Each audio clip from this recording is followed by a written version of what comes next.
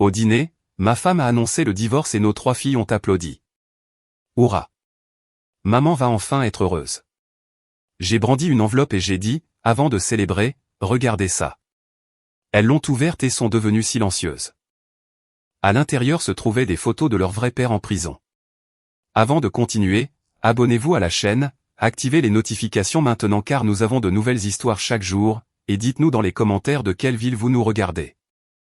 Je m'appelle Jean-Pierre Dubois. J'ai 52 ans et jusqu'à il y a exactement 3 heures, je considérais avoir une famille. Je suis un entrepreneur dans le bâtiment, propriétaire de Dubois BTP, une entreprise que j'ai fondée à partir de rien il y a 30 ans, en travaillant comme manœuvre sur les chantiers des autres jusqu'à devenir l'un des constructeurs les plus respectés de Paris. Je gagne environ 250 000 € par an. Ou plutôt, je gagnais, car maintenant, tout cela va changer d'une manière que ma famille ne peut même pas encore imaginer.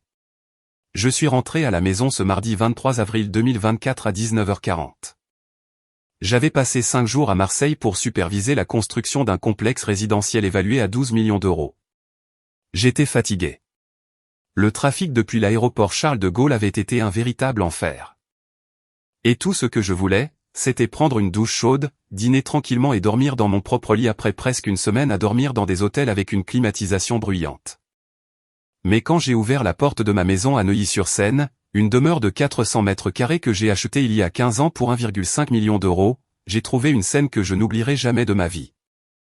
Ma femme, Béatrice Leclerc, 49 ans, était assise sur le canapé principal du salon, dans une posture rigide, presque cérémoniale.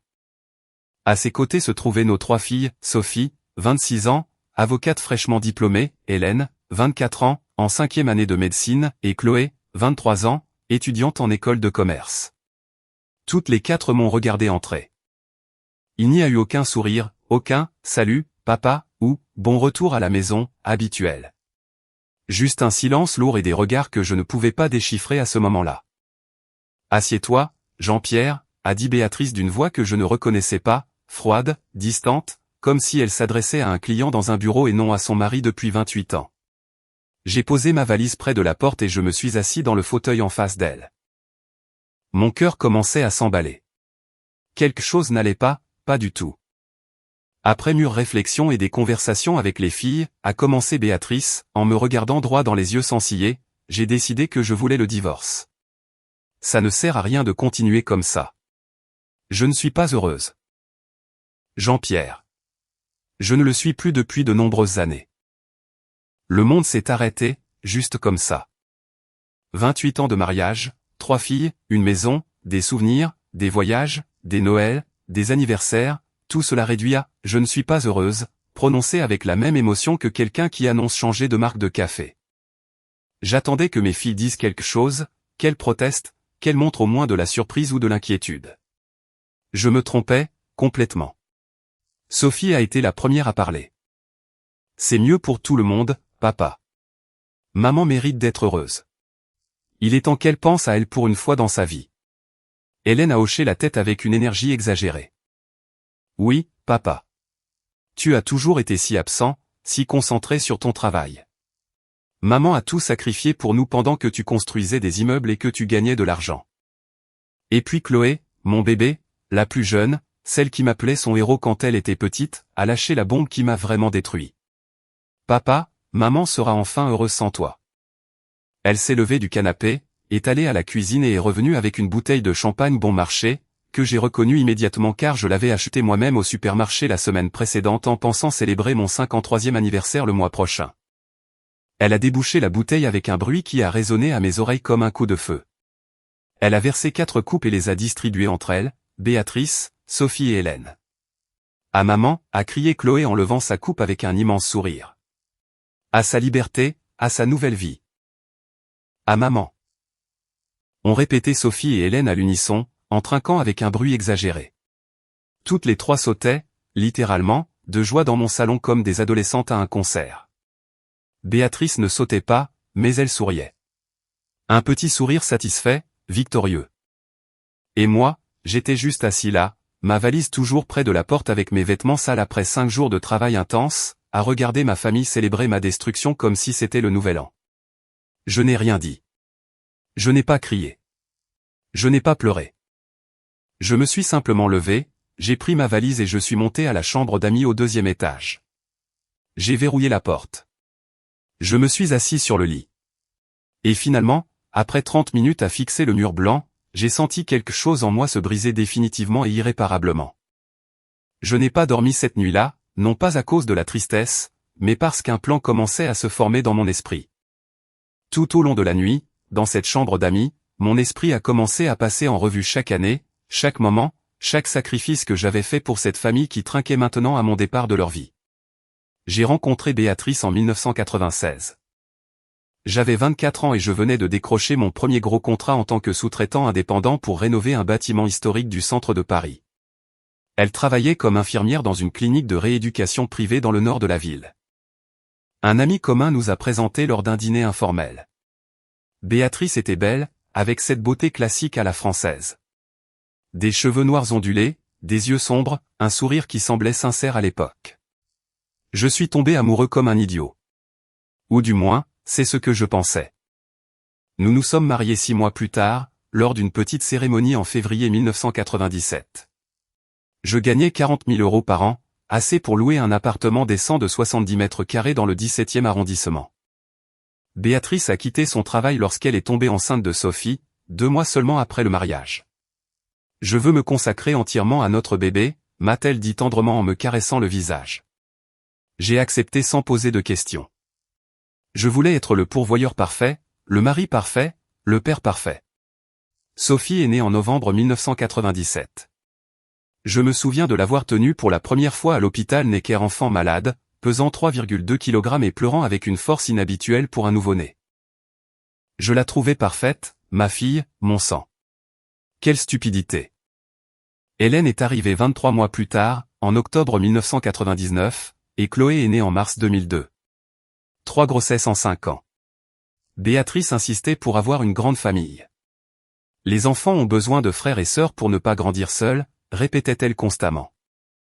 Je travaillais comme un forcené pour maintenir ce rêve. Et mon Dieu, comme j'ai travaillé.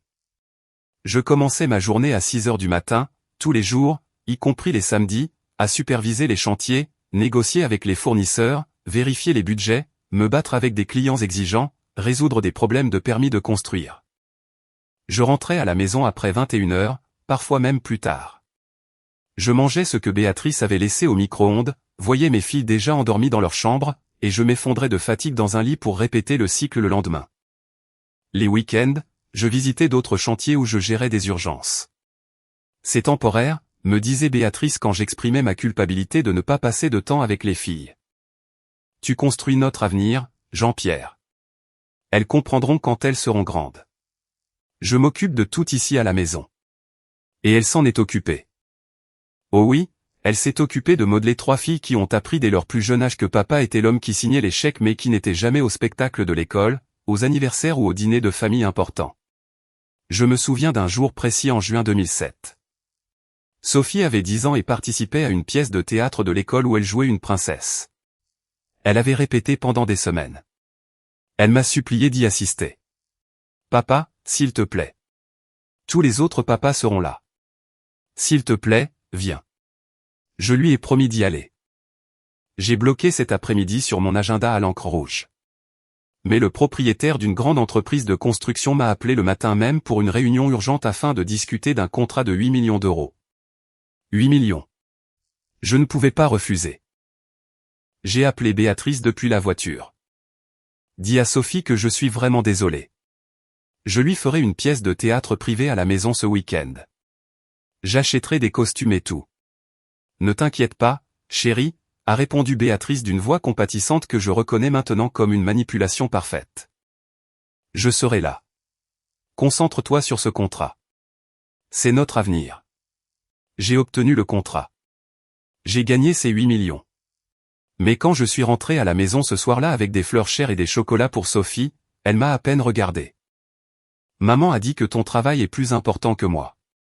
C'est pas grave, papa. Je comprends. Mon cœur s'est brisé. J'ai essayé de m'expliquer, de la serrer dans mes bras, mais elle s'était repliée sur elle-même. Béatrice m'a serré dans ses bras cette nuit-là en me disant « Ce n'est pas ta faute, mon amour. C'est difficile pour les filles de comprendre que tout ce que tu fais, c'est pour elles. Pour elles. C'était toujours pour elles. Ou du moins, c'est ce que je croyais. J'ai acheté la maison de Neuilly-sur-Seine en 2009 pour 1,5 million d'euros avec l'argent que j'avais gagné en érigeant des bâtiments de mes propres mains, en négociant jusqu'au dernier euro sur chaque contrat. Béatrice a choisi chaque meuble, chaque rideau, chaque lampe. J'ai dépensé 200 000 euros de plus en décoration. Les filles méritent de grandir dans une belle maison, disait Béatrice. J'ai payé des écoles privées qui coûtaient 20 000 euros par an et par fille, soit 60 000 euros chaque année juste pour l'éducation. Des voyages à Londres, Paris, Rome pendant les vacances d'été, des cours de piano, de ballet, de tennis, d'anglais, de français, des vêtements de marque. Les derniers téléphones portables dès leurs 13 ans. Quand Sophie est allée à l'université pour étudier le droit, je lui ai acheté un appartement de 100 mètres carrés dans le Marais pour 1,2 million d'euros, pour qu'elle ne perde pas de temps dans les transports en commun, me suis-je justifié auprès de mes associés qui me prenaient pour un fou. J'ai fait de même pour Hélène quand elle a commencé ses études de médecine, un appartement de 90 mètres carrés à Saint-Germain-des-Prés pour 1,1 million d'euros. Et Chloé a reçu son propre espace de 80 mètres carrés dans le quartier latin pour 950 000 euros quand elle a commencé l'université. 3,25 millions d'euros en biens immobiliers pour 3 filles qui célébraient maintenant mon départ de leur vie. Mais ce qui m'a vraiment détruit cette nuit-là dans la chambre d'amis, ce n'était pas l'argent. C'était de me souvenir de chaque fois que j'avais essayé de créer un lien avec elle et que j'avais été rejeté.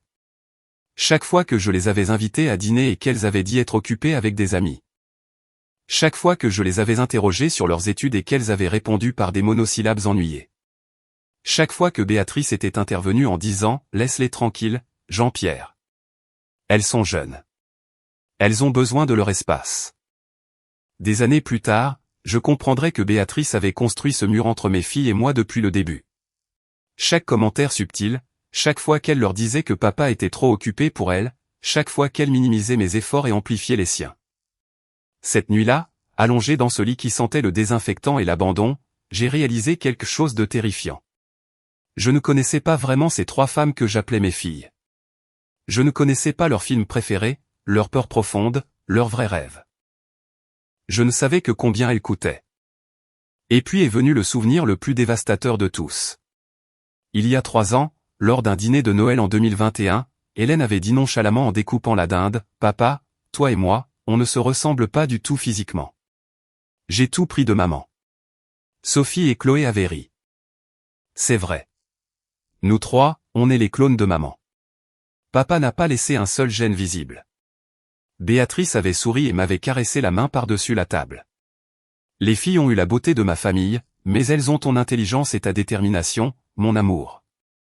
À l'époque, je l'avais pris comme un compliment, une consolation affectueuse. Maintenant, dans cette chambre sombre, ces mots résonnaient avec une signification complètement différente.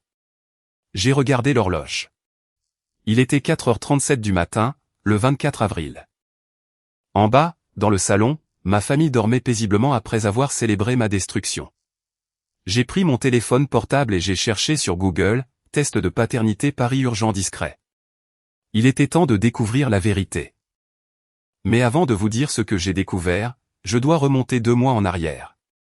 Parce que la vérité est que cette recherche Google à 4h du matin n'était pas mon premier soupçon. C'était la confirmation de quelque chose qui était enfoui dans mon subconscient depuis le 14 février 2024, le jour de la Saint-Valentin. Quelle ironie. Ce jour-là, je suis arrivé tôt au bureau, vers 7h30. Ma secrétaire, Isabelle, n'était pas encore arrivée. J'ai allumé les lumières, préparé un café dans la machine que je gardais dans mon bureau privé et je me suis assis pour vérifier les emails accumulés pendant le week-end. Il y avait 27 messages non lus, la plupart étant des spams ou des notifications automatiques de fournisseurs. Puis la sonnette principale a retenti. Étrange, car normalement le bâtiment ne reçoit pas de visiteurs avant 8h30. Je suis descendu en pensant que c'était peut-être un ouvrier confus ou une livraison urgente. Il n'y avait personne, juste une enveloppe blanche ordinaire posée contre la porte vitrée. Pas d'adresse de retour, pas de nom de destinataire, juste une enveloppe blanche de taille standard que quelqu'un avait délibérément laissée là. Je l'ai ramassée en sentant un étrange nœud dans mon estomac, le genre de pressentiment instinctif qui vous avertit quand quelque chose de dangereux est sur le point d'entrer dans votre vie. Je suis monté à mon bureau, J'ai verrouillé la porte et j'ai ouvert l'enveloppe avec un coupe-papier en métal que mes associés m'avaient offert des années auparavant. À l'intérieur se trouvait une feuille de papier ordinaire, police Arial taille 12, non signée. Le message était direct et brutal. Monsieur Dubois, les filles que vous appelez vos filles ne partagent pas votre sang. Béatrice vous a trompé depuis le début. Faites un test ADN avant qu'il ne soit trop tard. Un ami qui connaît la vérité. J'ai lu ces mots 5 fois de suite, puis 10. Puis j'ai perdu le compte. Ma première réaction a été la colère. Quelqu'un jouait un sale tour. Un concurrent rancunier essayant de me déstabiliser psychologiquement avant un appel d'offres important que j'avais prévu pour mars. Ou peut-être un ancien employé licencié cherchant une vengeance stupide. Paris est plein de gens misérables qui aiment semer la discorde. J'ai déchiré la lettre en petits morceaux et je l'ai jetée à la poubelle. Problème résolu. Mais cette nuit-là, quand je suis rentré à la maison et que j'ai vu Béatrice préparer le dîner en fredonnant une vieille chanson de Francis Cabrel, quelque chose en moi était encore mal à l'aise. J'ai observé son profil depuis l'embrasure de la porte de la cuisine, son nez légèrement retroussé, ses pommettes hautes, son menton pointu, des traits distinctifs. Et j'ai regardé les photos de famille accrochées dans le couloir. Sophie a 16 ans, diplômée du lycée. Hélène a 14 ans, célébrant son anniversaire. Chloé a 12 ans, lors de notre dernier voyage en Corse. Toutes les trois avaient exactement le même nez que Béatrice. Les mêmes pommettes, le même menton, même la même forme d'oreille, légèrement décollée. J'ai un nez droit et large, des pommettes plates, un menton carré, des oreilles collées au crâne. Rien de moi n'était visible dans ces trois visages que j'avais considérés pendant des années comme des copies féminines de ma lignée. C'est normal, me suis-je dit cette nuit-là, allongé à côté de Béatrice. La génétique est capricieuse. Parfois, les enfants ressemblent plus à un parent qu'à l'autre. Ça ne veut rien dire. Mais la graine du doute avait déjà été plantée. 3 jours plus tard, le 17 février, je parcourais de vieux documents au sous-sol à la recherche de factures d'impôts antérieures quand j'ai trouvé une boîte en carton cachée derrière une étagère en métal. La boîte était scellée avec du ruban adhésif renforcé et portait l'inscription au feutre noir, « Privé, ne pas toucher ». C'était l'écriture de Béatrice. Je la reconnaîtrais n'importe où.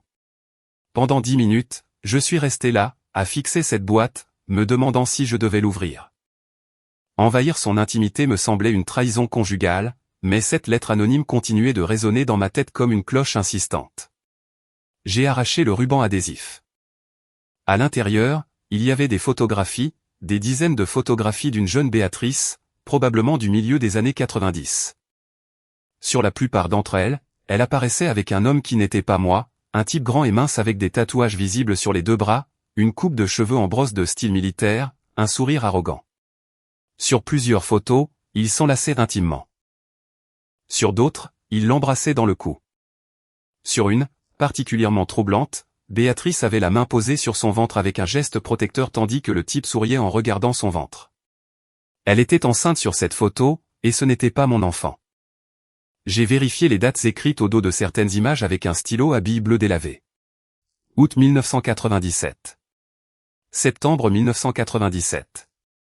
Novembre 1997, 2 semaines avant la naissance. Sophie est née en novembre 1997.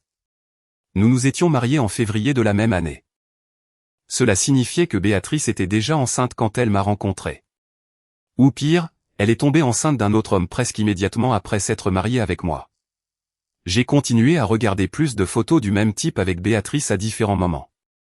Juin 1999. Octobre 1999.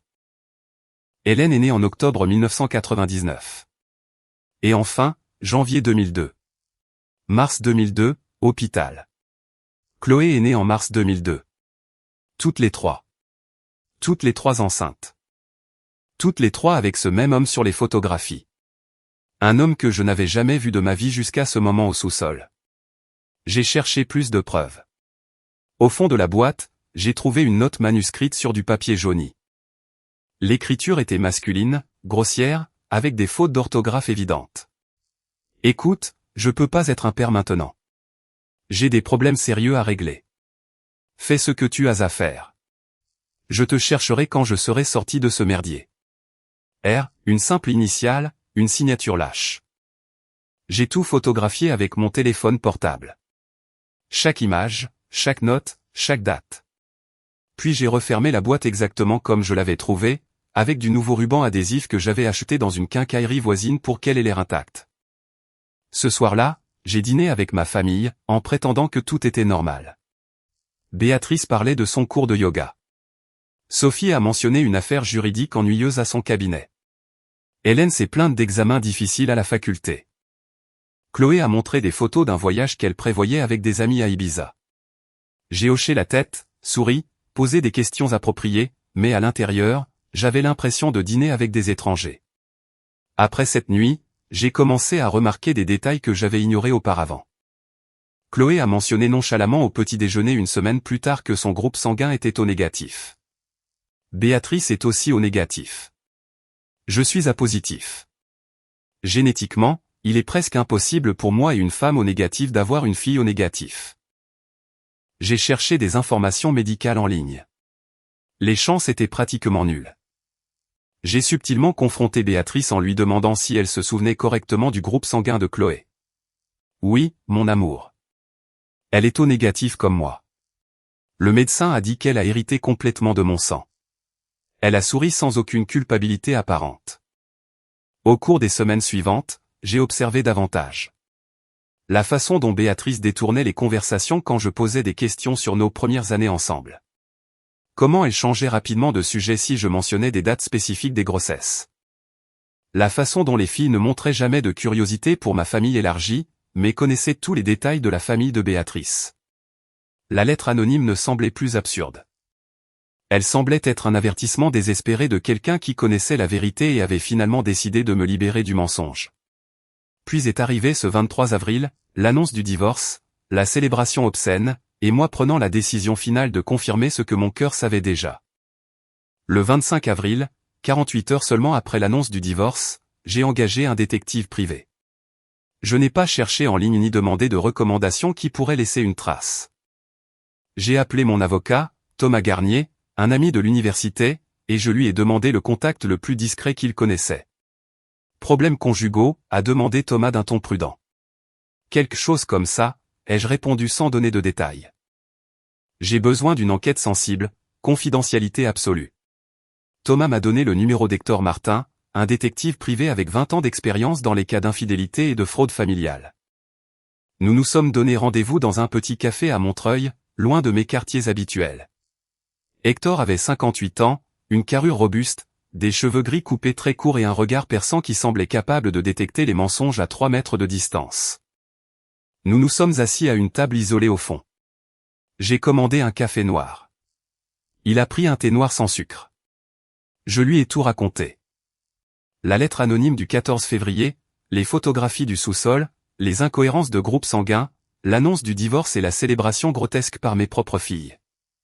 Hector a écouté sans interrompre, prenant de brèves notes dans un petit carnet en cuir marron. J'ai besoin d'une preuve ADN, ai-je conclu, des 3 filles, comparée à la mienne. Et je dois savoir qui est l'homme sur les photographies. Hector a fermé son carnet et m'a regardé droit dans les yeux. Monsieur Dubois, comprenez que ce que nous découvrirons pourrait changer votre vie complètement.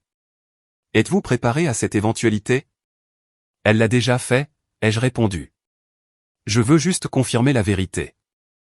Il m'a expliqué le processus. Pour les tests ADN, il me fallait des échantillons biologiques des 3 filles sans qu'elles le sachent.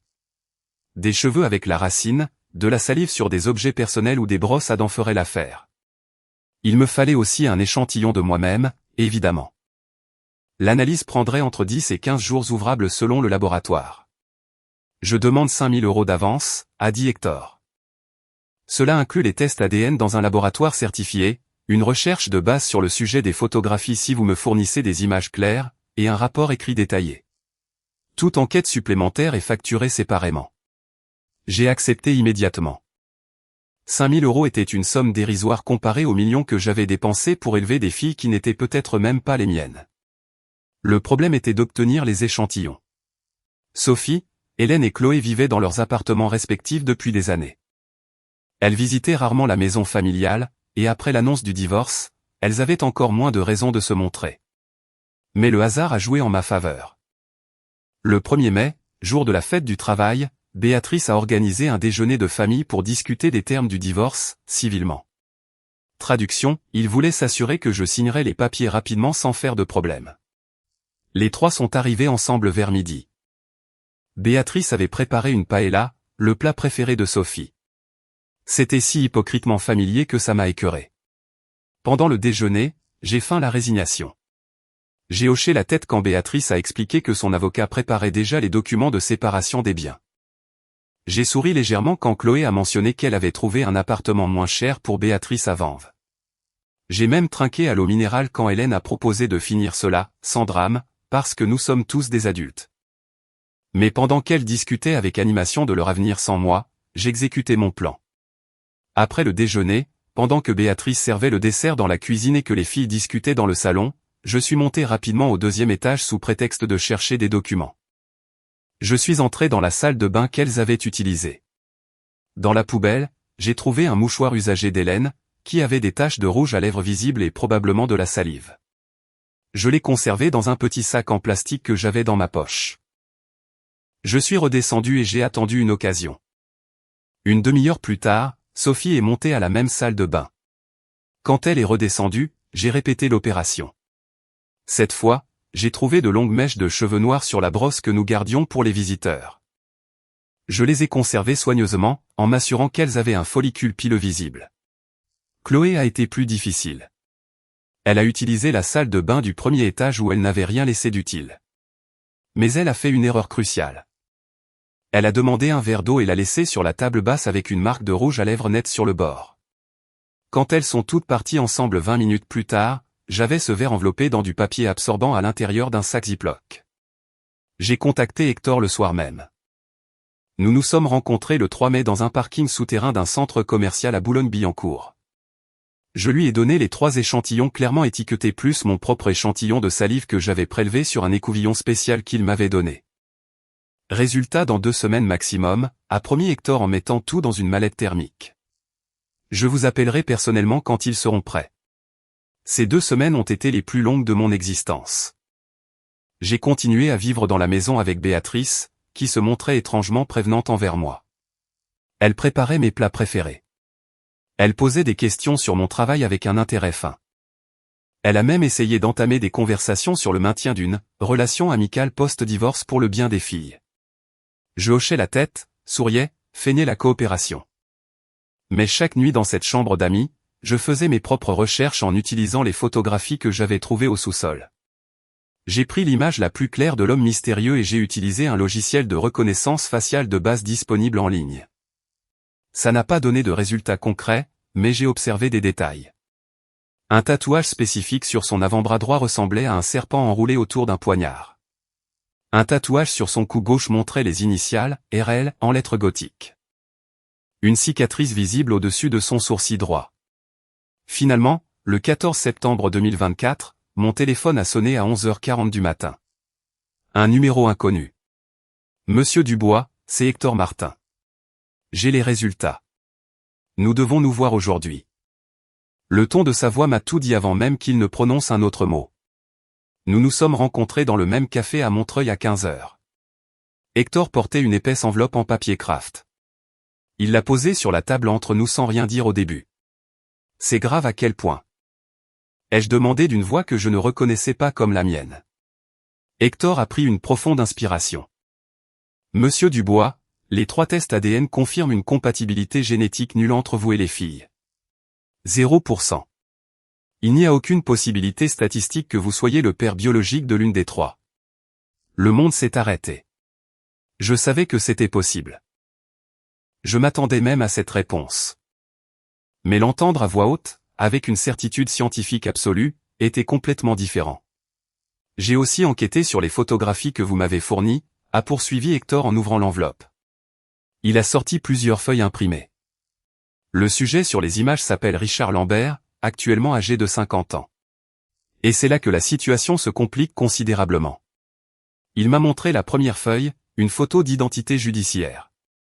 Le même homme des photos du sous-sol, mais 10 ans plus vieux, avec un regard durci et un numéro de matricule de prisonnier visible sous son visage. Richard Lambert purge une peine de 40 ans à la prison de Fresnes pour meurtre aggravé, a expliqué Hector d'un ton professionnel. Il a été condamné en juillet 2003 pour avoir battu et poignardé à mort un rival du trafic de drogue à Lyon. Le crime a eu lieu lors d'un litige concernant une dette de 80 000 € liée à la cocaïne. J'ai senti mon estomac se contracter violemment. Je n'avais pas seulement élevé des filles qui n'étaient pas les miennes. J'avais élevé les filles d'un meurtrier condamné. Hector a continué à sortir des documents de l'enveloppe comme s'il révélait les couches progressives d'un cauchemar. Des coupures de journaux jaunis, des transcriptions de procès, des rapports de prison. Chaque papier était un autre coup de poignard dans ce qui restait de ma santé mentale. Le crime a eu lieu le 19 juin 2003 dans un entrepôt abandonné du quartier de la Guillotière à Lyon, a lu Hector dans l'un des rapports. Richard Lambert a rencontré la victime, un certain Éric Durand, pour recouvrer une dette liée à une cargaison de drogue que Durand aurait perdue. Selon les témoins qui ont déposé au procès, la dispute a rapidement dégénéré. Lambert a sorti un couteau à cran d'arrêt de 20 cm et a attaqué Durand à plusieurs reprises. Hector a marqué une pause délibérée avant de continuer. Le rapport médico-légal a enregistré 17 coups de couteau. 17, Monsieur Dubois. 9 au torse, 5 au cou. 3 au visage. Le procureur a plaidé le meurtre avec préméditation et cruauté extrême. Lambert a été condamné à 40 ans sans possibilité de libération conditionnelle avant d'avoir purgé un minimum de 20 ans de sa peine, ce qui serait en 2023. Attendez, ai-je interrompu en faisant le calcul. Ça veut dire qu'il aurait déjà pu être libéré, non? Non, a précisé Hector. Lambert a eu de multiples incidents disciplinaires en prison, bagarres avec d'autres détenus, possession d'objets interdits, participation à une petite émeute en 2011. Chaque incident a ajouté des années supplémentaires à sa peine minimale. Selon les dossiers mis à jour, il ne sera pas éligible à la libération conditionnelle avant 2043, date à laquelle il aura 67 ans. Cela signifiait que ce monstre avait encore 19 ans à passer enfermé. Un maigre réconfort étant donné que ses gènes coulaient dans les veines des 3 femmes que j'avais élevées, pensant qu'elles étaient mon héritage. Hector a sorti une autre photographie. Celle-ci montrait un Richard plus jeune, probablement du milieu des années 90. Il portait un uniforme blanc de patient psychiatrique ou de rééducation. C'est ici qu'il a un lien avec votre femme, a expliqué Hector en montrant l'image. Richard Lambert a été admis à la clinique de rééducation de la Châtaigneraie à Rueil-Malmaison le 23 mars 1996. Traitement pour dépendance à la cocaïne et à l'héroïne. Il est resté hospitalisé pendant 4 mois. Jusqu'en juillet de la même année. Béatrice Leclerc y travaillait comme infirmière de nuit. Bien sûr. Bien sûr qu'ils se sont rencontrés là-bas. Béatrice ne m'avait jamais donné de détails précis sur son travail dans cette clinique. Elle disait toujours que c'était trop déprimant pour en parler quand je posais des questions. Maintenant je comprenais pourquoi. J'ai un témoignage d'une ancienne collègue de Béatrice qui travaillait dans la même clinique, a poursuivi Hector en me tendant la transcription d'une interview. Une femme nommée Nora Fournier, maintenant à la retraite, a confirmé que Béatrice et Richard ont eu une romance intense pendant son séjour là-bas. Apparemment contre tous les règlements de la clinique. Mais Béatrice était très discrète. Nora ne l'a découvert que parce qu'elle les a vus s'embrasser dans la salle de fourniture un petit matin. J'ai lu la transcription avec des mains tremblantes. Les mots de Nora étaient d'une précision dévastatrice. Béatrice était obsédée par Richard. Elle disait qu'il était incompris. Que sa dépendance venait d'une enfance traumatisante. Toutes ces balivernes psychologiques que les jeunes infirmières croient parfois. Je l'ai prévenu que ce type était dangereux. Il avait des antécédents de violence avant même le meurtre. Mais elle ne voulait rien entendre. Quand il a quitté la clinique en juillet, elle a continué à le voir en secret. Elle a continué à le voir jusqu'à quand? Ai-je demandé à Hector, bien que je connaisse déjà la réponse. D'après les dates des photographies que vous avez trouvées et les dates de naissance des filles, j'estime qu'ils ont maintenu un contact amoureux intermittent de juillet 1996 à environ avril ou mai 2002, a répondu Hector en consultant ses notes. C'est presque 6 ans, bien plus qu'une simple liaison. 6 ans pendant lesquels Béatrice est tombée enceinte 3 fois du même criminel et à un moment donné, pendant cette période, a décidé qu'elle avait besoin d'un soutien financier pour ses enfants parce que Richard ne pouvait évidemment pas offrir de stabilité. C'est là que j'interviens. Le naïf Jean-Pierre Dubois. Un travailleur honnête avec un revenu stable et des ambitions professionnelles. L'idiot parfait pour le rôle de père de substitution. Quand m'a-t-elle rencontré exactement, ai-je demandé, plus à moi-même qu'à Hector. Il a semblé comprendre la question. Selon la vérification des antécédents de base que j'ai faite sur vous, vous et Béatrice vous êtes rencontrés en décembre 1996. Vous vous êtes mariés en février 1997 et Sophie est née en novembre de la même année. C'est exact? J'ai hoché la tête. Cela signifie que Béatrice était déjà enceinte quand elle vous a rencontré, ou qu'elle est tombée enceinte immédiatement après. Considérant que le père biologique est Richard Lambert et qu'elle le voyait encore selon le témoignage de Nora. Il est très probable qu'elle était déjà enceinte et qu'elle vous a spécifiquement cherché comme solution. Les mots étaient comme des blocs de ciment. Béatrice n'est pas tombée amoureuse de moi. Elle ne m'a même pas choisi par véritable attirance. J'étais une stratégie de survie. Un plan B. Une bouée de sauvetage économique pour les enfants de quelqu'un d'autre. Pourquoi 3 grossesses, ai-je demandé, confus. Si elle m'avait déjà comme pourvoyeur après la première, pourquoi continuer à risquer avec 2 autres? Hector a haussé les épaules. Seule elle peut répondre à cela. Mais d'après les profils psychologiques de cas similaires que j'ai traités, certaines femmes maintiennent une relation affective avec un amant tout en extrayant des ressources financières du mari légal. C'est un schéma plus courant que vous ne le pensez. Il m'a montré d'autres documents, des rapports de visite en prison pour Richard Lambert depuis son incarcération en 2003. J'ai examiné la liste des visiteurs autorisés. Je n'ai trouvé le nom de Béatrice nulle part. Elle ne lui a jamais rendu visite après son arrestation, a confirmé Hector, ce qui est logique. À ce moment-là, elle avait déjà 3 filles, un mari établi. Une vie confortable. Rendre visite à un meurtrier condamné en prison aurait tout gâché. Elle l'a simplement abandonné et a continué sa farce. Farce. 28 ans de mariage factice. 3 filles qui partagent les gènes d'un meurtrier violent et d'une mère manipulatrice, mais aucune trace de mon ADN. Y a-t-il autre chose, ai-je demandé, sans être sûr de vouloir savoir. Hector a sorti le dernier document, un ancien certificat médical de la clinique de la Châtaigneraie daté d'août 1996. J'ai trouvé cela dans des archives qui techniquement auraient dû être détruites, mais l'ancienne clinique n'a jamais complètement numérisé ses dossiers avant de fermer en 2005, a-t-il expliqué. C'est une demande de test de grossesse faite par Béatrice Leclerc pour elle-même. Date, 28 août 1996. Résultat, positif. Août 1996. 4 mois avant qu'elle ne me rencontre soi-disant par hasard à ce dîner. Ce n'était pas un hasard. Rien n'était un hasard. Tout était calculé depuis le début. J'ai quitté le café de Montreuil avec une enveloppe en papier craft sous le bras et une clarté d'esprit que je n'avais pas ressentie depuis des mois. La rage initiale s'était transformée en quelque chose de beaucoup plus dangereux. Une détermination froide et absolue. Le même après-midi, le 16 septembre 2024, j'ai appelé Thomas Garnier depuis ma voiture, garée dans un centre commercial au hasard. Je ne voulais pas risquer que Béatrice entende la conversation de la maison. Thomas, j'ai besoin de ton aide urgente. Pas pour le divorce, pour quelque chose de beaucoup plus grand. Nous nous sommes rencontrés à son bureau à 20h, quand son personnel était déjà parti. Je suis arrivé avec l'enveloppe complète d'Hector, plus mes propres photographies du sous-sol. Thomas a fermé les stores de son bureau et a éteint son téléphone portable avant de s'asseoir. Je lui ai tout montré.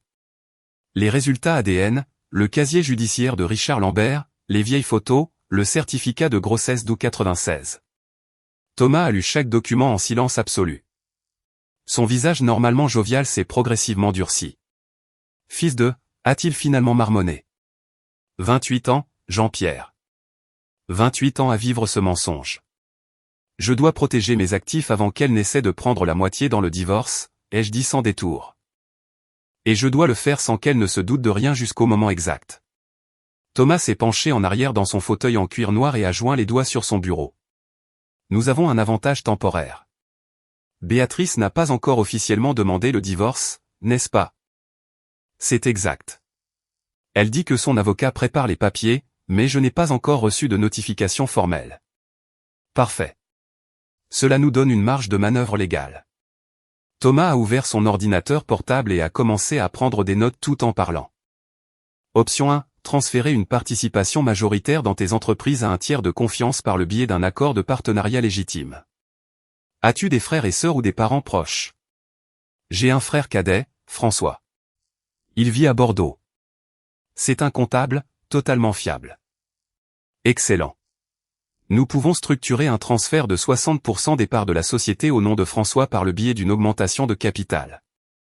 Techniquement légal, fiscalement propre, difficile à annuler dans un procès de divorce si c'est exécuté avant une action en justice formelle. J'ai hoché la tête, suivant son raisonnement. Option 2, a poursuivi Thomas, déplacer les actifs liquides à l'international. Combien as-tu actuellement sur des comptes bancaires français? Environ 820 000 €, répartis entre 3 banques différentes. Thomas a sifflé doucement. C'est vulnérable. Nous pouvons transférer 70% sur des comptes d'entreprise en Suisse ou au Luxembourg sous le concept d'investissement d'entreprise internationale. Encore une fois, légal si documenté correctement comme un mouvement d'affaires avant la séparation conjugale. Nous avons passé les 3 heures suivantes à concevoir une stratégie complète. Thomas a rédigé des contrats pendant que j'appelais François pour lui expliquer la situation. Mon frère a immédiatement accepté de m'aider sans poser de questions embarrassantes. Le lendemain, 17 septembre, François a voyagé de Bordeaux à Paris. Nous avons signé les documents d'augmentation de capital chez un notaire à Puteaux. François a apporté 50 000 € de ses propres fonds plus un prêt, je lui ai donné 150 000 €, et en retour, il a reçu 60% de Dubois BTP, légalement. Il était maintenant l'associé majoritaire. En privé, nous avions un accord signé stipulant que nous annulerions l'opération une fois le divorce finalisé. Béatrice ne s'est doutée de rien. Ce soir-là, je lui ai dit que j'avais eu des réunions ennuyeuses avec des comptables sur l'optimisation fiscale. Elle a à peine prêté attention, occupée à regarder une série turque à la télévision. Au cours des 2 semaines suivantes, j'ai exécuté chaque phase du plan avec une précision chirurgicale. J'ai transféré 574 000 € sur un compte d'entreprise à Zurich au nom d'une filiale fictive que nous avons créée spécifiquement pour protéger les actifs. J'ai annulé les cartes de crédit supplémentaires liées à mon compte principal que Sophie, Hélène et Chloé utilisaient pour leurs dépenses personnelles, les remplaçant par des cartes de débit prépayées que je pouvais contrôler mois par mois. Béatrice a remarqué ce changement. Pourquoi as-tu annulé les cartes des filles? A-t-elle demandé d'un ton accusateur un soir au dîner. Contrôle fiscal, ai-je menti calmement. Mon comptable dit que les dépenses personnelles mélangées aux dépenses professionnelles peuvent créer des problèmes avec le fisc. Les nouvelles cartes sont plus claires pour la comptabilité. Elle a accepté l'explication. Pourquoi ne l'aurait-elle pas fait? Pendant 28 ans, j'avais été le mari obéissant qui ne remettait jamais en question les dépenses ou les décisions financières domestiques. Pendant ce temps, Hector continuait à travailler sur des documents supplémentaires. Je lui ai demandé d'obtenir des photographies actuelles de Richard Lambert en prison. Ses contacts journalistiques ont obtenu des images d'archives d'un reportage sur les conditions de détention à Fresnes publié en 2022. Il y avait Richard, maintenant 50 ans, les cheveux complètement gris, de multiples cicatrices sur le visage, un uniforme orange institutionnel, menotté lors d'un transfert. J'ai également rassemblé tous les certificats de naissance des 3 filles. Sur chacun, Béatrice avait déclaré que j'étais le père, sans ma présence physique au registre. Techniquement légal parce que nous étions mariés et que la loi suppose la paternité automatique du mari, mais moralement, c'était une fraude colossale. Le 1er octobre, j'ai demandé des copies certifiées du jugement de Richard Lambert, un document public accessible par une demande formelle au tribunal de Lyon. 43 pages détaillant le crime, comment Richard a poursuivi Éric Durand jusqu'à un entrepôt abandonné, comment il l'a poignardé à plusieurs reprises alors que la victime le suppliait de l'épargner. Comment il a laissé le corps se vider de son sang pendant des heures sans appeler les secours. J'ai imprimé les pages les plus graphiques du rapport médico-légal, des photos de la scène de crime, la description médicale de chaque blessure, le témoignage d'un témoin qui a entendu des cris depuis un bâtiment adjacent. Je voulais que mes filles sachent exactement quel genre de sang coulait dans leurs veines. J'ai tout organisé dans un dossier professionnel avec des intercalaires de couleurs. Section bleue, résultat ADN de 3 laboratoires indépendants. Section rouge, casier judiciaire complet de Richard Lambert. Section jaune, vieille photographie de la romance entre Béatrice et Richard. Section verte, certificat de grossesse de Béatrice d'août 96, prouvant qu'elle était déjà enceinte quand elle m'a rencontré. J'ai tout gardé dans un coffre-fort dans mon bureau privé, en attendant le moment parfait. Béatrice, pendant ce temps, se montrait de plus en plus confiante. Elle parlait ouvertement de ses projets post-divorce, un appartement petit mais moderne à Vanves, un voyage en Thaïlande avec des amis de la salle de sport, peut-être reprendre des études d'infirmière.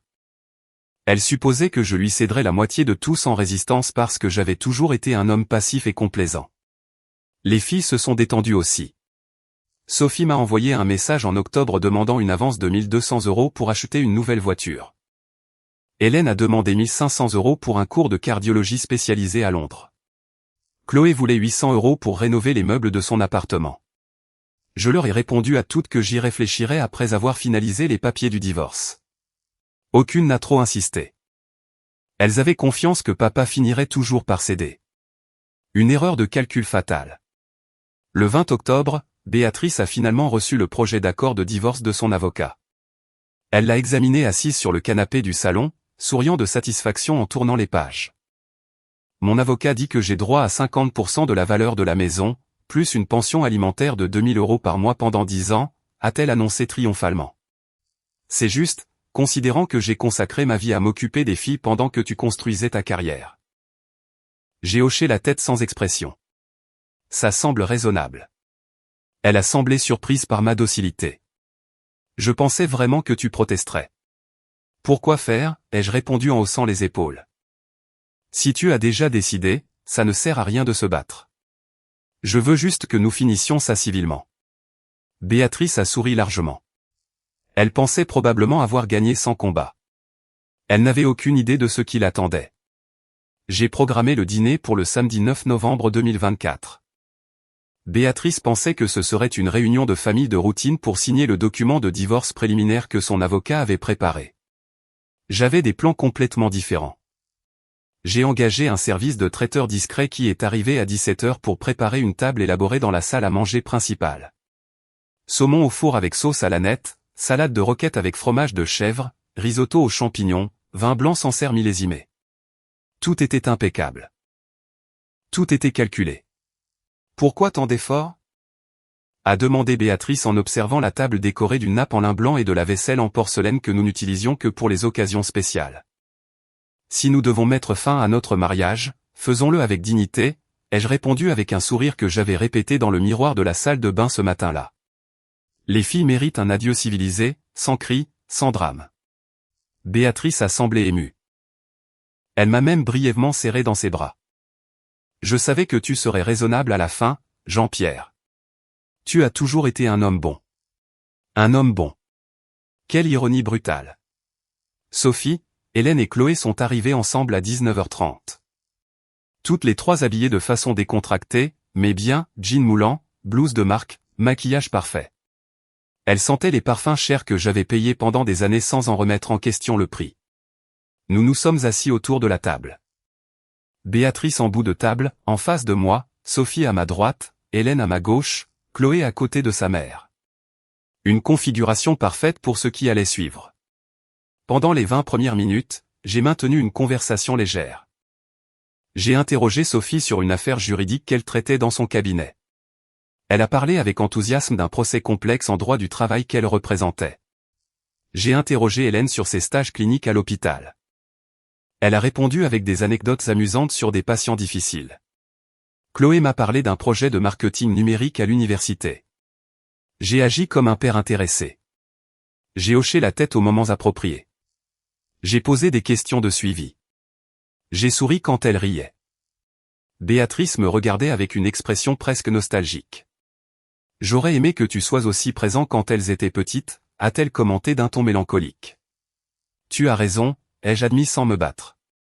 J'ai trop travaillé. J'ai manqué beaucoup de moments importants. Toutes les quatre ont semblé surprises par mon honnêteté. Quand nous avons terminé le plat principal, Béatrice a sorti un dossier bleu de son sac Louis Vuitton, que je lui avais offert pour son 45e anniversaire. Bon, passons à la partie sérieuse de la soirée, a-t-elle annoncé en posant le dossier sur la table. Voici les documents que mon avocat a préparés. En gros, ça divise la maison 50/50 après avoir payé l'hypothèque restante. Je recevrai une pension alimentaire de 2000 € par mois pendant 10 ans. Les biens mobiliers sont divisés à parts égales selon l'inventaire ci-joint. Elle a ouvert le dossier et a poussé plusieurs papiers vers moi. Il nous suffit de ta signature sur ces pages marquées. Mon avocat dit que nous pouvons tout finaliser chez un notaire la semaine prochaine si tu coopères. J'ai regardé les papiers sans les toucher. Et les filles recevront quelque chose? Béatrice a souri maternellement. Eh bien, nous supposons que tu maintiendras ton soutien pour elles comme tu l'as toujours fait. Ce n'est pas dans les documents formels parce que techniquement, ce sont des adultes indépendantes, mais évidemment, nous nous attendons à ce que tu continues à les aider financièrement. Évidemment, ai-je répété d'un ton neutre. Sophie est intervenue d'une voix qui se voulait douce, mais qui sonnait condescendante. Papa, tu as toujours été généreux avec nous. Il n'y a aucune raison que ça change juste parce que toi et maman vous séparez. Nous sommes toujours une famille. Famille, ai-je répété lentement. Bien sûr, la famille. Hélène a levé son verre de vin. Je propose un toast aux fins qui sont en fête de nouveau départ. À maman qui sera enfin heureuse, à papa qui pourra trouver ce qu'il cherche, et à nous qui serons toujours là. Les 4 ont levé leur verre. J'ai levé le mien avec de l'eau minérale parce que j'avais décidé de garder l'esprit complètement clair pour ce moment. À maman, a dit Chloé avec un sourire radieux, à sa liberté et à sa nouvelle vie loin d'un homme gris et ennuyeux. Sophie a ri. Chloé, ne sois pas cruelle. Cruelle? C'est la vérité. Papa est un bon pourvoyeur, mais avouons-le, c'est plus excitant de regarder de la peinture sécher que de passer du temps avec lui. Toutes les 3 ont ri. Béatrice a fait semblant de les gronder, mais elle souriait aussi. Et c'était le moment exact que j'attendais depuis 2 mois. Je me suis levé calmement de ma chaise et j'ai marché vers le vieux buffet contre le mur. Du tiroir du haut, j'ai sorti une grande enveloppe en papier craft jaune vif. Je l'ai posée sur la table juste en face de Béatrice avec un mouvement délibérément lent. Avant de signer le moindre document, ai-je dit d'une voix que je ne reconnaissais pas comme la mienne parce qu'elle était trop froide, trop contrôlée, il y a quelque chose que vous devez toutes voir. Quelque chose qui va absolument tout changer ce que vous pensez savoir sur cette famille. L'atmosphère a changé instantanément. Les sourires se sont figés. Béatrice a regardé l'enveloppe comme si c'était un serpent venimeux. Qu'est-ce que c'est? A demandé Sophie avec un premier soupçon d'inquiétude dans la voix. Ouvre-la toi-même, ai-je répondu en poussant l'enveloppe vers elle. Ou mieux encore, ouvrez-la ensemble. Partagez ce moment spécial en tant que la famille que vous prétendez être. Sophie a hésité mais a finalement pris l'enveloppe, l'a ouverte lentement et a sorti le premier document, des résultats de laboratoire de Labo Génétique Paris, avec en tête officielle et sceau d'authentification. Ses yeux ont balayé la page. J'ai vu le moment exact où elle a compris ce qu'elle lisait. Son visage est devenu dramatiquement pâle. Qu'est-ce que ça dit? A demandé Hélène en lui arrachant le papier. Elle a lu à voix haute, sa voix tremblant progressivement. Analyse de compatibilité génétique entre Jean-Pierre Dubois et Sophie Dubois. Résultat, probabilité de paternité biologique 0%. Conclusion, le sujet examiné ne peut être le père biologique du sujet évalué. Silence absolu. Le genre de silence qui pèse physiquement dans une pièce. Chloé a attrapé l'enveloppe et a vidé tout son contenu sur la table. Des dizaines de documents se sont déversés. D'autres résultats ADN, des photographies, des coupures de journaux avec un titre visible, Richard Lambert condamné à 40 ans pour meurtre brutal. Hélène a ramassé une des vieilles photographies. Une jeune Béatrice enlaçant un homme tatoué avec une expression d'amour adolescent. Elle a retourné l'image. Septembre 1997, écrit de la main de Béatrice. Qui est-ce? A murmuré Hélène. J'ai sorti une photographie récente de Richard en uniforme de prisonnier orange et je l'ai placée à côté de l'ancienne. C'est Richard Lambert. Il a 50 ans maintenant. Le père biologique de vous 3. Ma femme l'a rencontré quand elle travaillait comme infirmière dans une clinique de rééducation où il était hospitalisé pour toxicomanie. Ils ont eu une romance qui a duré environ 6 ans. Pendant ce temps, Béatrice est tombée enceinte de vous 3. Chloé secoua violemment la tête. Non, c'est un mensonge. C'est une vengeance pour le divorce. Les résultats ADN proviennent de 3 laboratoires différents, ai-je continué sans relâche. Labo Génétique Paris, BioDN à Lyon et Certi ADN International. Ils confirment tous la même chose. 0 compatibilité génétique entre moi et l'une d'entre vous. Sophie a saisi un document du tribunal, a commencé à lire la description du crime. Sa main tremblait tellement qu'elle pouvait à peine tenir le papier. 17 coups de couteau. Cruauté extrême. La victime a supplié pour sa vie. Elle a lâché le document et a couru aux toilettes. Nous avons entendu de violents hauts le cœur quelques secondes plus tard. Hélène fixait la photographie de Richard. Cet homme. Ce meurtrier. Est notre père? Biologiquement, oui, ai-je confirmé. Il purge une peine à la prison de Fresnes. Il ne sera pas éligible à la libération conditionnelle avant 2043. D'ici là, il aura 67 ans. Vous aurez respectivement 49, 47 et 46 ans.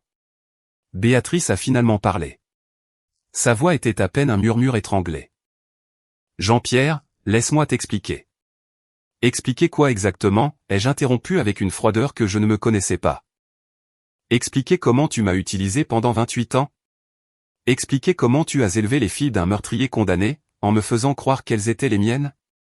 Expliquer comment tu étais déjà enceinte quand tu m'as rencontré en décembre 1996. J'ai jeté le certificat de grossesse d'août 96 sur la table. Ce document prouve que tu savais déjà que tu étais enceinte. 4 mois avant notre premier rendez-vous. Tout était calculé. Tout était un mensonge. Et ces trois-là, ai-je dit en désignant mes filles, ont célébré il y a 2 semaines que tu serais enfin libre de moi. Le silence qui a suivi était assourdissant. Sophie est revenue de la salle de bain, le visage aussi pâle que du papier.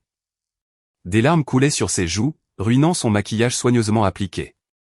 Elle s'est accrochée au dossier de sa chaise sans oser s'asseoir, comme si le contact avec le meuble pouvait la contaminer avec la vérité nouvellement découverte. Ça ne peut pas être réel, murmurait-elle à plusieurs reprises. Ça ne peut pas être réel. Hélène tenait toujours la photographie de Richard Lambert dans son uniforme de prison. Ses doigts laissaient des marques de sueur sur le papier glacé. Maman, a-t-elle dit d'une voix qui semblait enfantine, désespérée. Dis-moi que c'est de la manipulation. Dis-moi que papa a falsifié ses documents parce qu'il est furieux du divorce. Béatrice a ouvert la bouche, mais aucun son n'en est sorti. Ses lèvres bougeaient inutilement, cherchant des mots qui pourraient défaire ce qui venait d'être révélé. Finalement, elle a réussi à articuler « Jean-Pierre, je ». Les circonstances étaient compliquées. Tu ne comprends pas, je ne comprends pas. Ma voix a monté en volume pour la première fois de la soirée. Explique-moi alors. Explique à tes filles comment leur mère est tombée enceinte 3 fois d'un toxicomane violent, puis a cherché un homme naïf avec de l'argent pour les élever comme si elles étaient les siennes. Vas-y, éclaire-nous. Chloé s'est levée brusquement, renversant une chaise. Tu nous détestes. Tu as inventé tout ça parce que tu nous as entendus célébrer le divorce. C'est une vengeance malade. Je me suis dirigé vers le buffet et j'ai sorti mon téléphone portable. J'ai tapoté l'écran plusieurs fois jusqu'à ce que je trouve le fichier audio qu'Hector avait préparé. J'ai connecté le téléphone à l'enceinte Bluetooth du salon. Ceci est un enregistrement d'une conversation entre mon détective privé et Nora Fournier. L'ancienne collègue de votre mère à la clinique de la Châtaigneraie, ai-je annoncé en appuyant sur lecture. La voix d'une femme plus âgée a rempli la salle à manger. Oui, je me souviens parfaitement de Béatrice Leclerc. Nous avons travaillé ensemble de nuit pendant 2 ans. Elle était obsédée par un patient nommé Richard Lambert. Nous savions toutes qu'ils avaient quelque chose. Même si c'était contre les règles de la clinique. Je les ai vus s'embrasser dans la salle de fourniture un petit matin de juillet 1996. Quand il a quitté la désintoxication ce même mois. Elle a continué à le voir à l'extérieur. Elle m'a avoué qu'elle était amoureuse. Je l'ai prévenu que ce type était dangereux. Il avait des antécédents de violence. Mais Béatrice n'a rien voulu entendre. Quand elle est tombée enceinte la première fois, je lui ai demandé si Richard était le père. Elle a dit oui, mais qu'il ne pouvait pas subvenir aux besoins d'une famille. Alors, elle avait trouvé une solution alternative. C'étaient ses mots exacts, une solution alternative. Puis, je l'ai vue enceinte 2 autres fois les années suivantes. Chaque fois. Il était évident qu'elle était toujours avec Richard parce qu'elle disparaissait pendant des jours et revenait avec cette lueur dans les yeux qui n'apparaît que lorsqu'on voit quelqu'un qu'on aime. Nous avons perdu le contact quand la clinique a fermé en 2005. Mais je me suis toujours demandé ce qui était arrivé à elle et à cet homme dangereux. J'ai arrêté l'enregistrement. Le silence était écrasant. Béatrice s'était effondrée sur sa chaise, la tête dans les mains, sanglotant silencieusement. Ses épaules tremblaient à chaque respiration saccadée. Hélène a laissé tomber la photographie comme si elle lui brûlait les doigts. Maman, dis-moi que cette femme ment, s'il te plaît. Béatrice a relevé la tête. Son visage était complètement détruit. Les yeux gonflés, le mascara coulant en lignes noires, les lèvres tremblantes. Elle a ouvert la bouche, essayant de formuler un démenti, mais ce qui est sorti était un aveu brisé. Je vous aimais toutes. J'ai fait de mon mieux. Richard était. Il ne pouvait pas être un père. Il était impliqué dans de mauvaises choses. Je devais vous protéger. Jean-Pierre était stable. Travailleur. Il pouvait vous donner une bonne vie. Je voulais juste que vous ayez les opportunités que Richard n'aurait jamais pu vous offrir. Tu voulais juste nous protéger, a pratiquement crié Sophie. Tu as fait de nous les filles d'un meurtrier. Un homme qui a poignardé une autre personne 17 fois et tu nous as menti toute notre vie, en nous faisant croire que notre père était cet homme décent qui a travaillé comme un esclave pour tout nous donner. Chloé a attrapé le document du tribunal et a lu à voix haute d'une voix hystérique. La victime, Éric Durand, a été retrouvé avec 17 coups de couteau. 9 au torse, perforant les poumons et le foie. 5 au cou, coupant les artères principales. 3 au visage, détruisant la structure faciale. L'accusé, Richard Lambert, a montré une cruauté extrême et un mépris total pour la vie humaine. Elle a jeté les papiers en l'air. Ce monstre est notre père. Ses gènes sont en nous. Hélène est tombée sur sa chaise, pleurant de manière incontrôlable. Pourquoi? Pourquoi nous as-tu fait ça, maman? Pourquoi ne nous as-tu pas dit la vérité quand nous étions plus grandes? Parce qu'à ce moment-là, vous viviez déjà des vies confortables, ai-je répondu pour Béatrice. Des appartements que j'ai achetés, une éducation que j'ai payée, des vêtements, des voyages, des voitures. Tout financé par l'homme qui n'était pas votre père biologique mais qui était assez stupide pour croire au mensonge pendant 28 ans. Pensez-vous que votre mère allait risquer ce style de vie en vous disant la vérité? Béatrice m'a regardé avec une haine pure. Tu n'as jamais été là pour elle de toute façon. Toujours à travailler, toujours absent. C'est moi qui les ai élevés. C'est moi qui étais à chaque événement scolaire, chaque maladie, chaque larme. J'étais leur vraie famille. Tu as raison, ai-je admis avec un calme qui contrastait brutalement avec son hystérie. J'ai trop travaillé. J'étais absent. Mais sais-tu pourquoi? Parce que je construisais un empire financier pour soutenir 3 filles que tu m'as fait croire être les miennes. Chaque heure supplémentaire, chaque projet additionnel. Chaque week-end sacrifié était pour leur donner un avenir. Et pendant que je me tuais à la tâche, tu empoisonnais leur esprit contre moi. Chaque commentaire subtil sur le papa absent. Chaque fois que tu minimisais mes efforts. C'était de la manipulation calculée. J'ai sorti d'autres documents de l'enveloppe, des relevés bancaires montrant exactement combien j'avais dépensé pour chaque fille au cours de leur vie. Sophie, plus de 4 millions d'euros, incluant son appartement, l'université, la voiture, les dépenses mensuelles. Hélène, près de 3 millions d'euros, incluant son appartement, l'école de médecine privée, les voyages d'études. Chloé, plus d'1 million d'euros, incluant son appartement. L'université, les cartes de crédit. Total, plus de 7 millions d'euros investis dans des filles qui ne sont pas biologiquement les miennes. J'ai jeté les relevés sur la table comme des cartes de poker révélées. Et après tout ça, quand votre mère a annoncé le divorce, vous avez sauté de joie toutes les 3. Vous avez trinqué. Vous avez célébré. Vous avez dit que vous seriez enfin libre de l'homme gris et ennuyeux qui a financé chaque aspect de vos existences privilégiées. Sophie sanglotait, le visage dans les mains. Hélène regardait dans le vide avec une expression de choc catatonique. Chloé s'était recroquevillée en position fétale sur sa chaise, murmurant « Non, non, non » à plusieurs reprises. Béatrice a essayé de s'approcher de moi, les mains tendues en supplication. « Jean-Pierre, s'il te plaît, nous pouvons arranger ça. Les filles ne sont pas à blâmer. Elles sont innocentes dans tout ça. » J'ai reculé, évitant son contact. « Innocentes ? Elles ont 26, 24 et 23 ans. Elles ont eu plus de 2 décennies pour me traiter avec un minimum de respect. Au lieu de cela, elles ont fait de moi un distributeur de billets ambulants tout en se moquant de moi dans mon dos. J'ai entendu leur conversation. Je sais exactement ce qu'elle pense de moi. Nous t'aimions, a pleuré faiblement Sophie. Vous m'aimiez, ai-je répété avec un rire amer. Vous aimiez mon argent, ma stabilité, ma volonté infinie de résoudre n'importe quel problème avec mon carnet de chèques. Mais moi, en tant que personne, en tant que père, en tant qu'être humain, vous ne vous êtes jamais soucié de moi. L'horloge murale indiquait 22h32. 3 heures s'étaient écoulées depuis le début de ce dîner. 3 heures qui avaient brisé 28 ans de mensonges soigneusement construits. Dehors, ai-je finalement ordonné. Vous toutes, sortez de ma maison. Tout de suite. Jean-Pierre, tu ne peux pas, a commencé Béatrice. Dehors. Ai-je crié d'une voix qui a fait trembler les vitres. Sortez de ma maison avant que j'appelle la police et que je vous fasse expulser de force.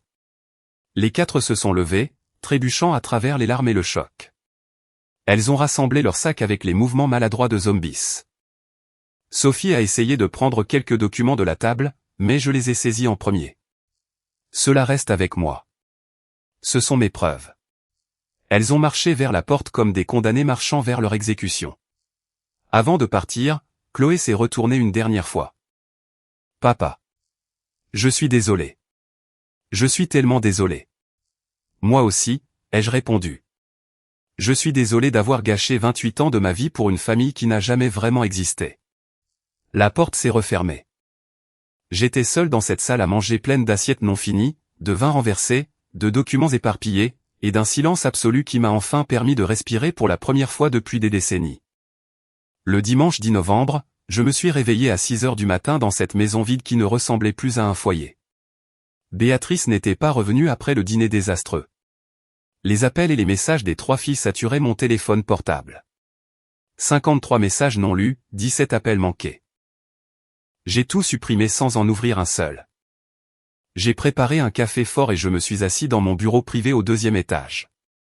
Sur mon bureau se trouvait une liste que j'avais écrite la nuit précédente après leur départ. Une liste de chaque étape concrète que je prendrais pour m'assurer qu'elles apprennent une leçon qu'elles n'oublieraient jamais. Point, le testament. J'ai appelé Thomas à 8h30, sachant qu'il travaillait le dimanche quand il avait des cas urgents. J'ai besoin de refaire mon testament aujourd'hui, complètement. Sans exception. Nous nous sommes rencontrés à son bureau à 10h. Thomas avait déjà préparé des ébauches basées sur des conversations que nous avions eues. Le Nouveau Testament était brutal dans sa clarté. Moi, Jean-Pierre Dubois, en pleine possession de mes facultés mentales, révoque tout testament antérieur et établit ce qui suit, j'exclus expressément comme héritière Sophie Dubois. Hélène Dubois et Chloé Dubois pour des raisons de fraude à la paternité prouvées par des tests ADN effectués dans 3 laboratoires indépendants. Je nomme comme unique bénéficiaire la Fondation pour l'enfance, une organisation dédiée à l'aide aux enfants orphelins et abandonnés. J'ai signé chaque page avec une froide satisfaction. Thomas a fait notarier le document immédiatement. Juridiquement contraignant, irréversible sans mon consentement explicite. Point 2. Les propriétés. Les 3 appartements où vivaient Sophie, Hélène et Chloé étaient techniquement à leur nom, mais j'avais co-signé en tant que garant hypothécaire et soutien bancaire. Sans mon soutien financier, aucune d'elles ne pouvait conserver ses propriétés avec leurs revenus actuels. J'ai appelé chaque banque ce même dimanche. J'ai demandé mon retrait immédiat en tant que garant, citant un « changement de situation familiale ».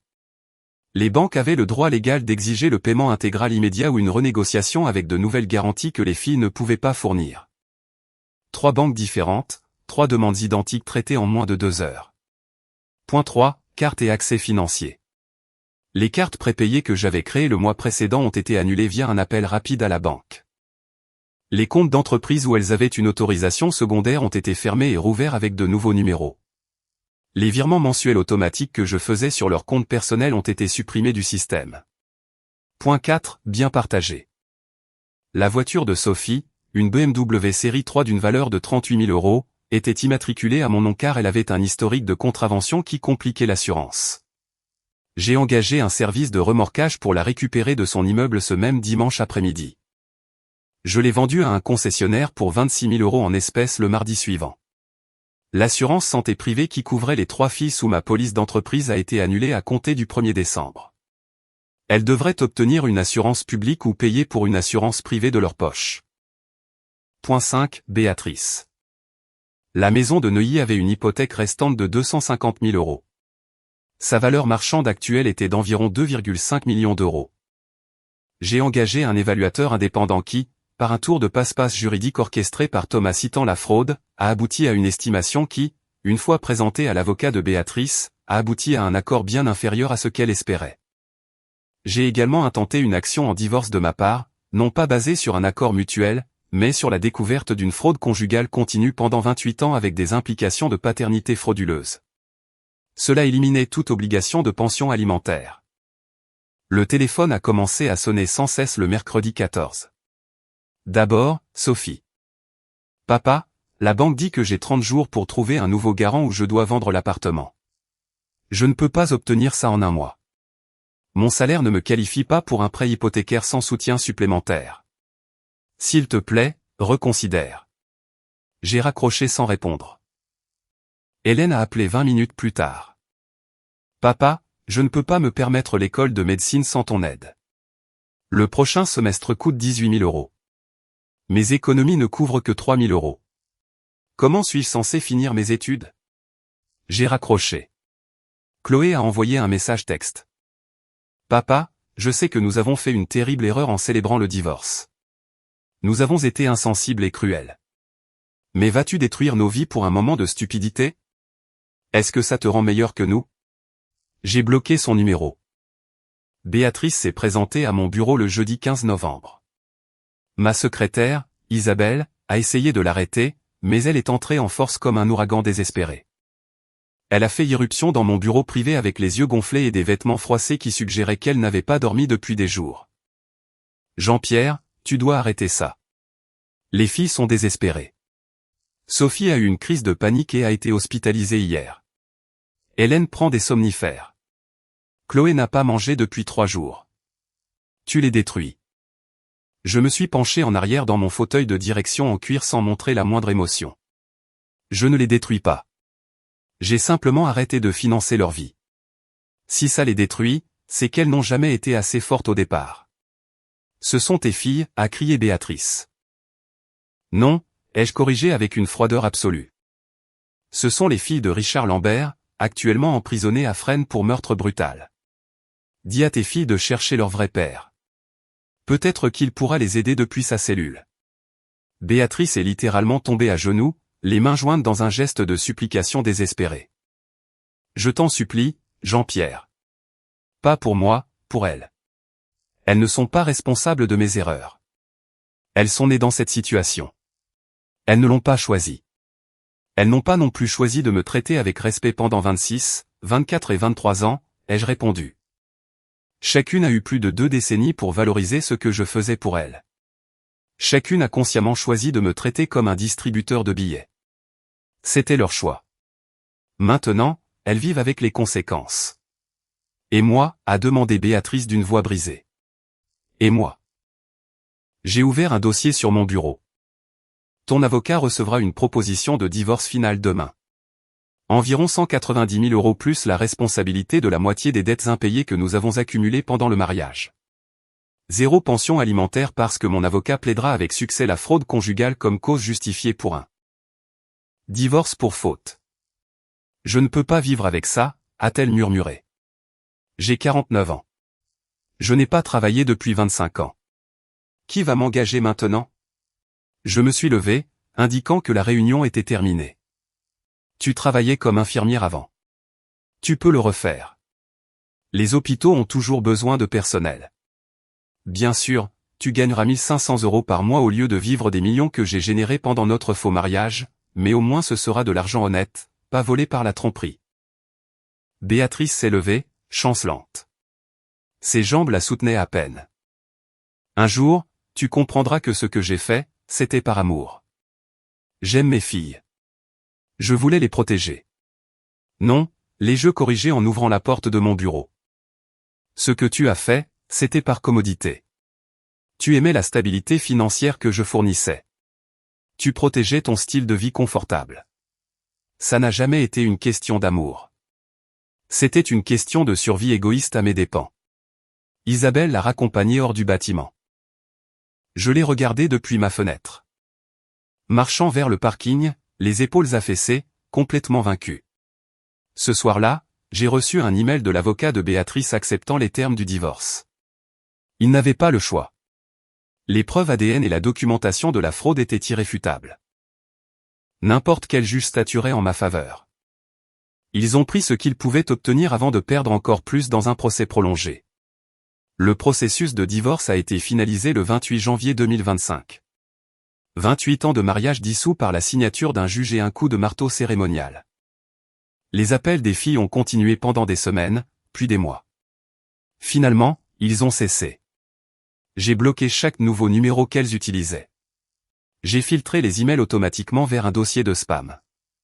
J'ai construit un mur impénétrable entre elles et moi. En mars 2025, Hector m'a informé que Sophie avait vendu son appartement pour une fraction de ce que j'avais payé. Hélène avait abandonné l'école de médecine et cherchait un emploi administratif de base. Chloé avait emménagé avec Béatrice dans un petit appartement à Vanves.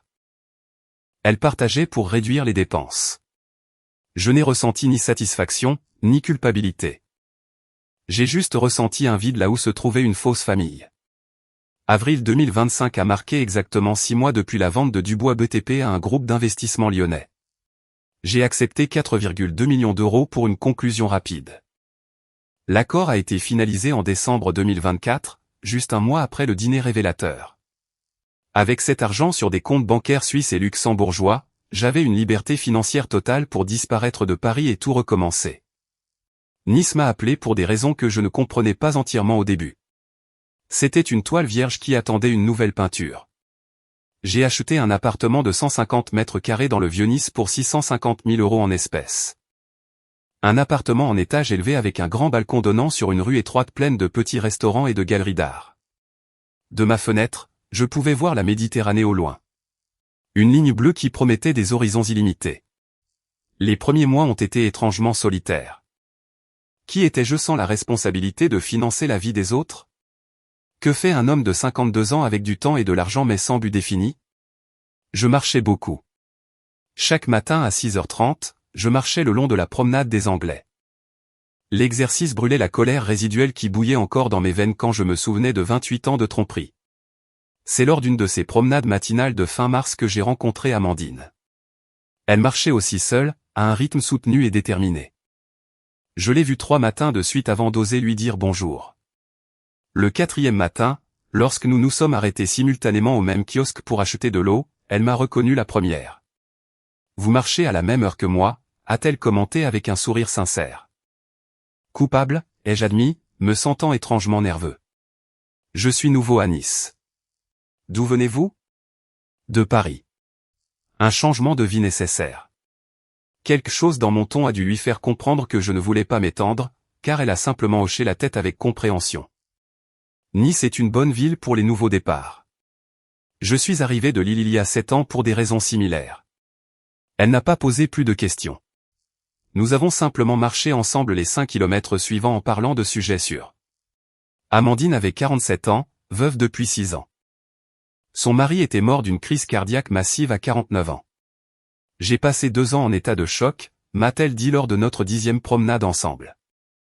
Puis 3 autres en thérapie pour essayer de reconstruire une identité qui n'était pas définie par le fait d'être la veuve de Michel. Il y a 2 ans, j'ai enfin réussi à respirer sans me sentir coupable d'être encore en vie. Son honnêteté m'a désarmé. C'était rafraîchissant de rencontrer quelqu'un qui comprenait la perte fondamentale sans avoir besoin d'explications élaborées. Pendant ce temps, à Paris, les conséquences de mes décisions continuaient de se dérouler selon les rapports qu'Hector m'envoyait mensuellement. J'avais payé pour une surveillance de base de la situation de Béatrice et des filles, non par satisfaction sadique, mais parce que je devais m'assurer qu'elle n'essaierait pas de me localiser physiquement à Nice. Sophie avait trouvé un emploi dans un cabinet d'avocats de taille moyenne avec un salaire de départ de 22 000 euros par an. Elle vivait en colocation dans le 17e arrondissement. Sa BMW avait été remplacée par une Renault Clio d'occasion. Hélène travaillait comme assistante administrative dans une clinique dentaire, gagnant 18 000 euros par an. Ses rêves de finir ses études de médecine étaient morts. Chloé avait complètement abandonné l'université. Elle travaillait dans un magasin de vêtements pour 1 200 euros par mois. Elle vivait avec Béatrice, partageant les frais de loyer d'un appartement de 50 mètres carrés à Vanves. Béatrice avait finalement trouvé un emploi d'infirmière dans une maison de retraite. Des gardes de nuit, 1500 € par mois après 25 ans sans travailler formellement. Ses mains, autrefois douces et manucurées, changeaient maintenant des couches et administraient des médicaments à des patients atteints de démence. Les tentatives de contact avaient évolué de désespérées à résignées au cours de ces 6 mois. Mars a apporté un email de Sophie. « Papa, je sais que tu ne veux pas me parler. Je comprends. Mais je suis dans une situation financière désespérée. Je demande juste un prêt que je promets de rembourser. S'il te plaît, Sophie. » Je n'ai pas répondu. J'ai supprimé l'email. Avril a apporté une lettre d'Hélène que François a interceptée. « Papa, ça fait 6 mois. Chaque jour je pense à ce que nous t'avons fait. J'ai été cruelle, insensible et ingrate. Célébrer ta douleur était impardonnable. J'ai appris une leçon que je n'oublierai jamais. La vraie famille est basée sur la loyauté. Pas sur le sang. Tu as été plus un père pour nous pendant 26 ans que Richard Lambert ne pourrait jamais l'être en 1000 vies. Je ne m'attends pas au pardon. Je voulais juste que tu saches que j'ai enfin compris. Hélène. Cette lettre m'a fait pleurer. La première fois en 6 mois, j'ai vraiment pleuré. Mais je n'ai toujours pas répondu. Mais a apporté un message vocal de Chloé. Papa, je sais que tu vas probablement supprimer ça sans l'écouter. J'ai 24 ans maintenant. Je vends des vêtements. Je vis avec maman dans un appartement qui sent l'humidité et qui a des cafards. Et tu sais quelle est la pire partie? Je mérite chaque seconde de ça. Je t'aime, papa. Même si je n'ai plus le droit de t'appeler comme ça. J'ai supprimé le message, mais ces mots étaient gravés dans ma mémoire. À Nice, pendant ce temps, Amandine était devenue une constante rassurante. Pas une romance passionnée, mais la compagnie sincère de 2 personnes brisées apprenant à se reconstruire en présence l'une de l'autre. Ton ancienne vie te manque, m'a-t-elle demandé un soir. L'illusion d'avoir une famille me manque, ai-je admis. Mais le mensonge que cette famille représentait ne me manque pas, novembre 2025, une année entière depuis ce dîner qui a fait exploser ma vie antérieure. Je suis assis sur mon balcon à Nice, regardant le coucher de soleil sur la Méditerranée. Amandine est dans la cuisine. Son rire me parvient alors qu'elle fredonne une vieille chanson de téléphone. J'ai 53 ans maintenant. Mon anniversaire, que j'ai passé entouré de gens qui apprécient sincèrement ma compagnie sans attendre de virement bancaire en retour. Amandine a organisé un petit dîner avec ses amis proches qui sont progressivement devenus mes amis aussi. Henri le libraire, Rose l'enseignante à la retraite, Mathieu le photographe indépendant. Des gens normaux avec des vies normales. Sur mon bureau, j'ai un dossier que je consulte de temps en temps. Il contient les dernières communications de Béatrice et des filles, toutes sans réponse de ma part. Septembre a apporté une lettre de l'avocat de Béatrice m'informant qu'elle avait signé des documents reconnaissant officiellement Richard Lambert comme le père biologique des 3 filles. La lettre comprenait une note manuscrite de Béatrice. Jean-Pierre, j'aurais dû faire ça il y a 28 ans. Ça n'efface pas ma culpabilité. Mais au moins ça corrige le registre officiel. Les filles portent maintenant légalement le nom de famille Lambert au lieu de Dubois. Tu n'es plus responsable d'elle en vertu d'aucune loi. C'est la seule chose décente que je puisse faire après tout. Béatrice. J'ai signé les documents d'acceptation sans aucun sentiment particulier. Octobre a apporté la dernière communication de Sophie. Un court email. Papa, je ne te dérangerai plus après ça. Je voulais juste que tu saches que j'ai eu une promotion. Hélène étudie pour devenir infirmière le soir. Chloé a trouvé un meilleur emploi. Nous existons toutes les 3, apprenons. Grandissons. Merci pour la leçon la plus importante de nos vies. Même si cela nous a coûté de te perdre. Ta fille qui n'a plus le droit de s'appeler ainsi, Sophie Lambert. Cette dernière signature m'a frappé plus fort que prévu. Sophie Lambert. Plus Dubois. Plus la mienne, dans aucun sens légal, biologique ou émotionnel. J'ai été tenté de répondre. Mais ensuite, je me suis souvenu de cette nuit d'avril 2024 où elle sautait de joie, célébrant qu'elle serait enfin libre de l'homme gris et ennuyeux qui les a financés pendant des décennies. Et la tentation est morte. Parce que voici la vérité fondamentale que j'ai apprise, le pardon n'est pas obligatoire. La réconciliation n'est pas nécessaire pour guérir. Parfois, La vraie justice exige des conséquences permanentes qui font mal mais éduquent comme aucune autre leçon ne le peut. Sont-elles différentes maintenant? Probablement. Ont-elles appris leur leçon? Il semble que oui. Est-ce que cela signifie que je devrais les laisser revenir dans ma vie? Absolument pas. Car le dommage n'était pas seulement financier, il était existentiel. Pendant 28 ans, j'ai vécu une vie construite par une femme qui m'a utilisé comme un outil de survie économique. J'ai élevé des filles qui partageaient les gènes d'un meurtrier condamné pendant que je me tuais à la tâche. J'ai sacrifié ma jeunesse, ma santé, mes opportunités personnelles pour une famille qui n'a jamais été réelle. Ce temps ne revient pas. Amandine arrive sur le balcon avec 2 verres de vin. Elle s'assoit à côté de moi. Tu sais ce que j'admire le plus chez toi, Jean-Pierre? Ce n'est pas la vengeance.